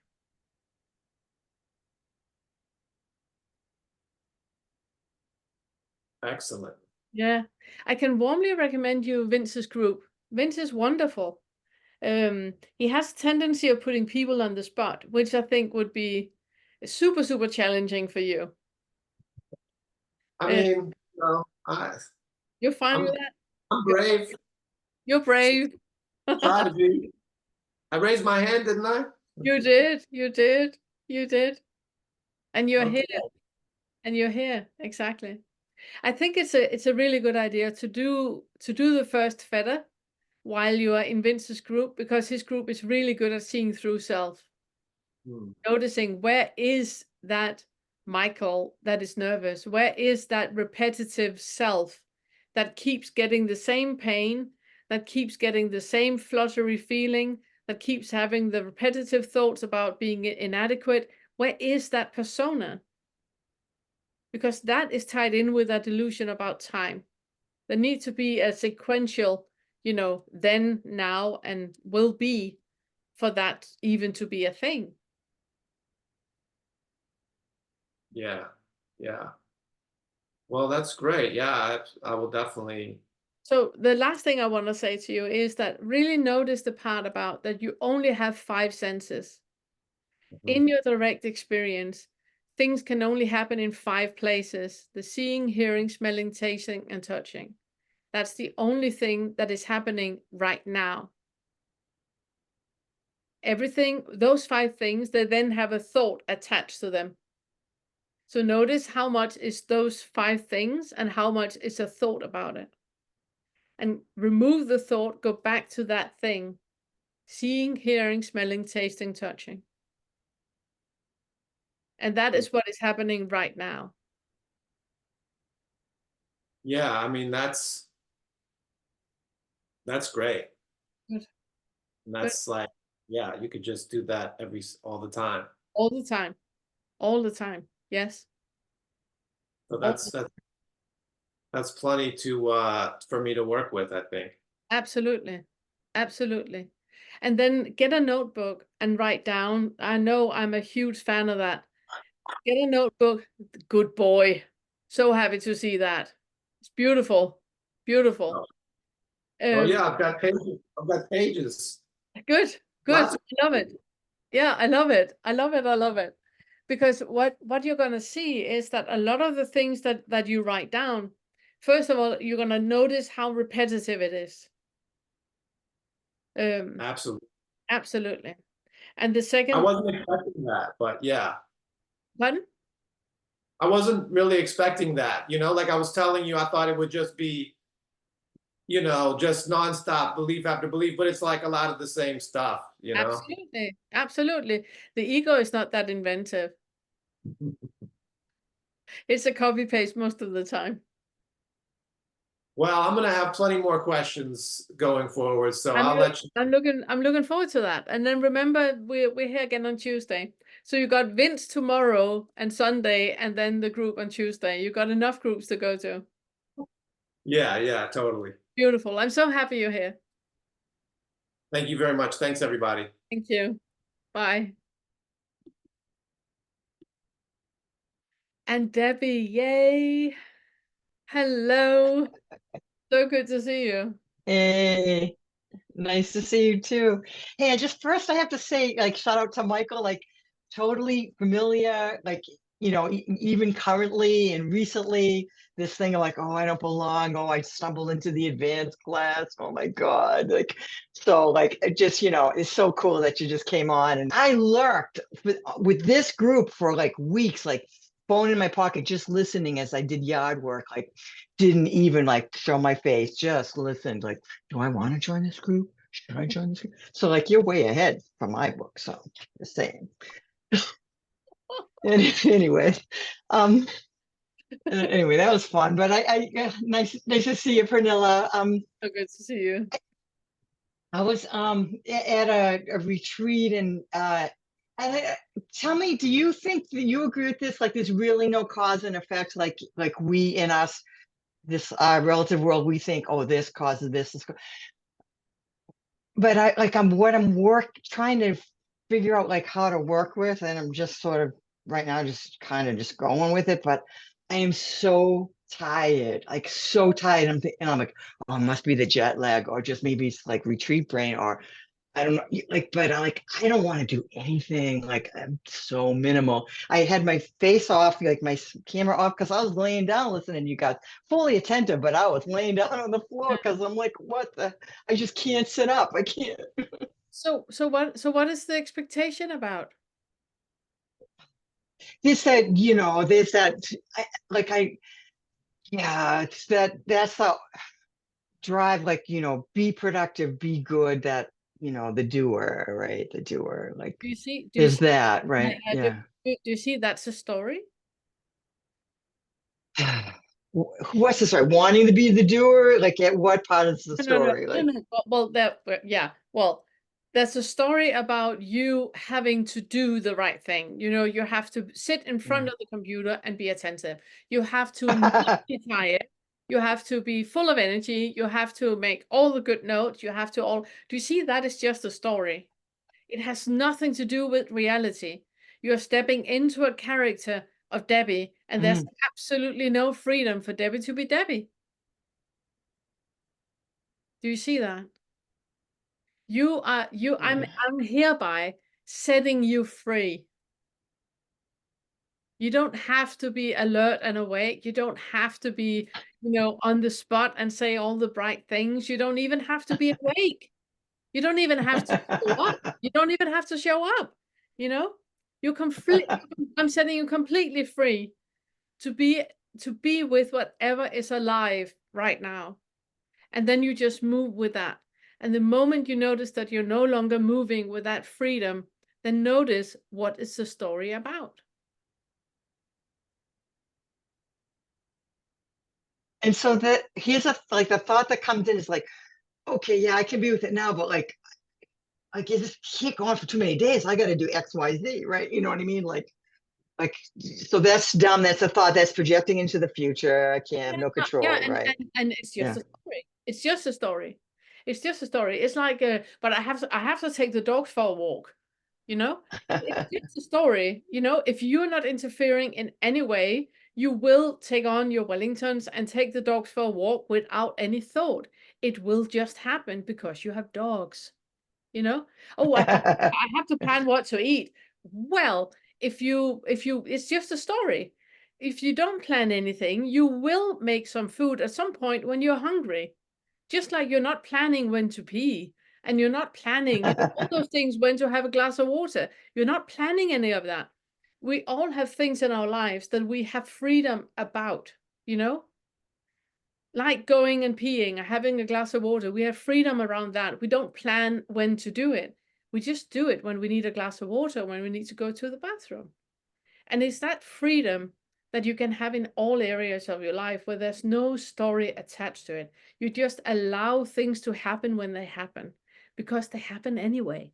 It's just the ego that believes that there's a story, the ego that believes in a character, but it's just a play. It's the frontal lobe going afterwards and saying, but I did. I was at the meeting today at the Q&A, and I was so clever. It's just the frontal lobe playing a trick on you. There's a freedom in the moment right now. And all of you, I'm setting all of you free. Just to be as you are in this moment, without the story, without the character, without any doing, without any planning or anything. It's just being right now in this moment with us. And that's it. Because something really needs to happen, it will happen. And I think you're right about that. Like, I have other priorities that are probably just false, like, oh, I should go exercise, blah, blah, blah. Yeah. You know. But that is we have already talked about that. Third feather. Exercising with the purpose of something, that's third feather. It's a diversion. It's a diversion. There's a sensory It's a diversion. Yeah, there's a sensory experience happening in the body. There's an icky sensation, fear, anger, guilt, and shame. You pick. One of them is happening in the body. You don't want to feel like that. So you divert with saying, I need to exercise to be healthy. That is just a diversion. Not to feel how it feels to be in a body. If you do not plan for exercise, exercise will happen. But it's because of that underlying story, you know, that underlying ick, fear, anger, guilt, and shame that's really, really uncomfortable to be with. Then we think that we need to start to plan things and do things and plan it out. So I'm doing that because of, that's the story. Underneath that, there's an icky sensation that I would invite you just to stay with, fear, anger, guilt, and shame. You pick, let's say, shame, feeling of shame. Then you just allow, can I be in a body that is shameful? You allow it to go bigger, bigger, bigger. You detach the label about shame. How does it feel? There's a contraction here in the belly. Okay, that is moving about. Now I'll start to cry. Now I feel angry. Okay, that's another diversion. So you just stay with it, stay with it, stay with it, until all of it has been experienced. Like Anna was talking about, been into every single part of that room. And then it's just released. And then you're going to go, I feel like exercising. And then you go up and exercise. Okay. It's about That's that so funny. nine feather freedom, you know, where you need to set everybody free and set yourself free to be as it is in this moment without any interference. And if something needs your attention, second feather or fourth or fifth feather, then you work with it, you know. Allow it to be there. You don't need to do anything. You just allow it to be there. And then it will end, you know, it will dissolve itself all by itself. Even though you don't know what it is just going to dissolve itself. And then it hasn't got any charge anymore. And suddenly you're not planning when to eat and what to eat and when to exercise and what to exercise. You're not planning any of that anymore, because the underlying, you know, ick, it's not there anymore. And then you just move in life with freedom. Wow. Okay. There's a lot there. Thank you. So if you're tired, you're tired. If you got jet lags, you don't even need a label for that. You can just be tired. It can be overwhelmed, you know, it was a lot. And then you just go to bed and lie in bed and not creating a story about how long you're gonna lie there and all that. You just flow with whatever is alive, you know, oh, I need something soft to wear. And then you wear something soft. You know, that you don't need to plan everything or understand everything, you know. The majority of things we can't even understand. The moment you just allow yourself to flow with it and have that freedom just to flow with it, it's just happening anyway. And it is just happening anyway. We're just not the stick in the wheel anymore. Cool. All All right, you rock, Vanilla. Thank you. Beautiful. So happy you're here. So happy. Back and lie on the floor without the camera on. Much love. Thank you. And there's Beth. Hi, Hello, my friend. Good to see you. Andy, and everyone else. Okay, I get really nervous asking questions. Okay, I've been watching videos on your channel, and I have a strong sort of reaction when I hear you say, if you don't have a healthy, strong ego, then this won't work, or maybe you don't say that, but I hear you say something that I interpret in the story. Oh, you can't, that's you. You know, you don't have a healthy boundaries, you don't have a healthy ego. So, you know, You're sitting in the same boat as Michael, not being good enough, being inadequate, not up yes, not up to par with all the other geniuses here on the call. You two are the one that are sagging behind all of them that just knows how to do everything right. Yeah. Is that recognizable for you? oh yeah, yeah. But then part of me, there is a thought that's trying to work out, well, how do I know whether I've got a healthy ego? And you've said, so, you know, it must be real, it must be true. And how do I know? When will I know? Instead of kind of like diverting in your mind, sit with the sensation that came up. When you have the feeling of being inadequate, when you have the feeling of not being up to par, and that is recognizable, stay with that. Or being unsure of whether I know if I do or not. Then you just stay with that uncertainty. Oh, Yeah, you need to set, like I just talked about with Debbie, you need to set yourself free. Can you be in a body that's full of uncertainty? That is not finding a solution, that is not watching more videos, that is not trying to figure excuse me, trying to figure everything out, but it's just sitting here with uncertainty. Do you remember this feeling of uncertainty and how you have diverted in the past from not feeling it? it was very uncomfortable. Yeah. It's sitting in the ick. Do you remember in the times in your life where you had been uncertain about things and it feels so uncomfortable, but you divert so quickly that you don't even allow yourself to sit in it? Yeah, yeah, it happens. Yeah. Not as often as it used to, but No, but then let's just, you know, stay with that, because that as it used to means that you have had like multiple times in your life where it's been really, really uncomfortable, and instead of just allowing to be uncomfortable, can you be in a body that you're uncomfortable? In the past, that was nope, I most definitely cannot. And then you diverted and diverted and diverted. The time is now, the time where you add up all those times that was super, super uncomfortable. And now you allow it to be uncomfortable, and all of those times you just sit with them. You don't find a solution, you're not trying to understand anything, you're not trying to make sense of anything, you just sit in that ick of things being uncomfortable. Entire life, all those experiences you have had, even from a small child where you didn't understand, it was super uncomfortable, and just allow just to sit with it. yeah, I did do it last week with something, and I didn't respond or react to anything. Beautiful. Because of it. I just sort of cried a bit, and yeah, I wasn't trying to work Solve, it out. exactly. Yeah, not trying to solve and not trying to get away from, but just allowing it to be uncomfortable. Exactly. But then part of the mind is thinking, well, you use those words, so don't you mean what you say? I'm quite sure I mean what I say, yeah. But I don't know what you have heard. One thing is what I say, another thing is what you have heard. You have probably heard the things that you needed to hear to work with exactly this, Okay, yeah. you know?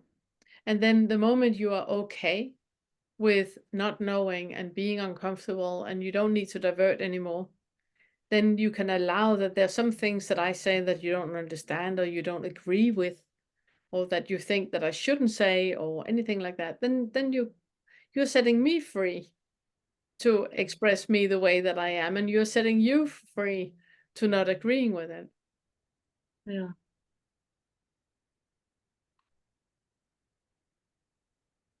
I have a very strong reaction when you say meat suit. Okay, go on. Oh, I just think it's so disrespectful. Go on. Go on. Do you love the meat suit? Do you love your body? I don't know. Do you love your tummy and your thighs and your arms? Yeah, I don't dislike them. Not what I asked. Well, I don't know how you love. That's what I I asked. just don't know how you love something. Maybe that's what it is. Not really sure how you love something. When you say that you find it disrespectful when I say meat suit, that means that you are disrespectful towards your body. Is why I'm asking you so directly. Yeah. Yeah. You hear disrespect, which means that you are disrespectful towards your body. You are looking at your body and wanting it to be different. You're Yeah. not accepting your body the way that it is, and that is what you're projecting onto me and what Yeah. I'm. Okay. That's why I'm asking you to to be very, very specific, so you can Yeah. start a love bombing of your body. Ooh, arms, I love you. Stretch marks, you're wonderful. Cellulite, where I've missed you. Here you are. I was sort of aware of that. But so I knew there was something going on, but I just get this image of sort of a suit made out of muscle, flesh, no skin, Yeah. like meat. Yeah. Oh, and suit. So I put those things together and Yeah. I visually see them. Nothing else. But it is nothing else. It Well, is. don't you think that the body and brain, everything is a very sophisticated, Absolutely. amazing Absolutely. And beautiful. Absolutely. meat suit feels sort of, There's just not more to it than a meat suit. no. Yeah, okay. It's also about decay, you know? It's about that this beautiful process that we have right now that we call our body, that is happening on so many subtle and intricate levels, and it's so complex that we don't even know the ins and outs of it. There's so many things that science doesn't even know about what is going on here. We are beginning to understand how the sense of self, that delusion of a sense of self, how that is built in the brain, but we still haven't understood, all of it yet. It's so magnificent, it's so beautiful. And for us to have any other opinion about it, that's a story that we need to look into. There can be nothing, and this goes to all of you. There can be nothing but love and appreciation for your thighs and your bellies and your weight and your, double chin and your wrinkles and there can be nothing, your indigestion, your calluses. There can be nothing but gratitude and appreciation to all of it. Yeah. I really wasn't. If there's anything else, then there's identification. Yeah. I really related to what you said earlier about being 80% of your life. Yeah. I'm like, like 80% of my mum. Yeah. And I don't like that. Or something like it. Yeah. I don't like it because I see my face. I see, my face and my jaw and my chin and my neck. And it's not even it's not only that. it's not only that, it's not only the physical part, it's also your choices in life, the way that you perceive other people, the way you perceive your body, the way that you deal with anger, the way that you vote, the way that so many things. We are 80% of our mom when we're women and 80% of our dad when we're men. And that's the good news. Congratulations, everyone. I still have no idea why people turn up here week after week after week, because you get nothing but bad news. Well, I wouldn't agree really. I think it's not bad news. It's I think I wouldn't say it was bad news. Good. So Yeah. thank you. So the part about the meat suit and the body, I would like for you to spend the next 2 weeks loving your body, everything. You know, when you are standing and doing something and you suddenly notice your hand, kiss your hand with lots of love. There you are, hand. I didn't see you. There you are. Yeah. Lots of love to everything. Okay. The enthusiasm is it's seething through. I feel it, Beth. I feel it. Oh, there are some things yeah, okay. I'll do that this week. Is there anything I can help you with? Are you okay? Yeah, I'm good. Yeah. Good. Good. Thank you. Thank you.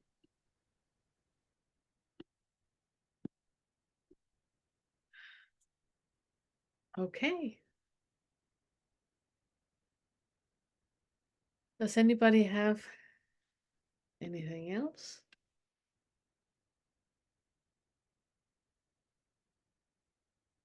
Okay. Remember that on Tuesday we have the inquiry group. I'm going to put the link into the members area, so you're going to have it there. I'm looking forward to seeing as many of you that can make it.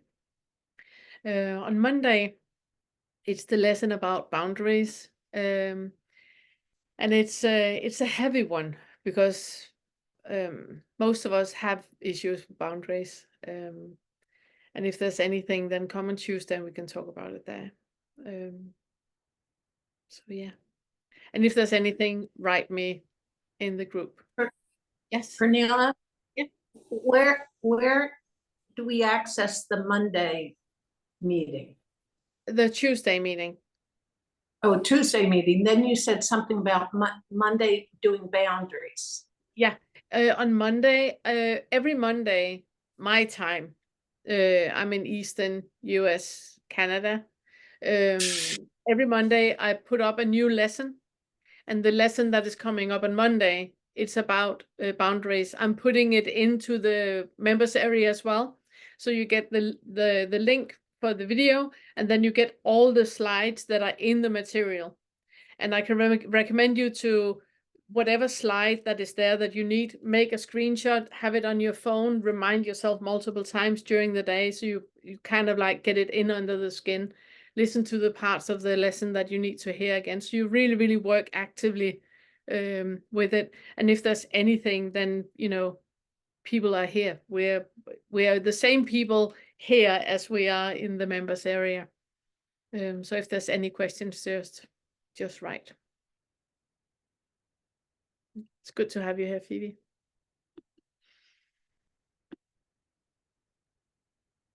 Okay, I think that was it then. Thank you very much, everybody, for being here. That was lovely. Absolutely lovely. I'm looking forward to working with the 6 feather with you. It is the fun feather. It is the one where we are really questioning reality as it is and looking into all the assumptions. So I'm really looking forward to that. So have a great week and see you on Tuesday if you can make it for that. Bye, everyone. Thank you. Bye. Thank you. Thank you so much. Thank you. Thank you, Pernilla. Thank you.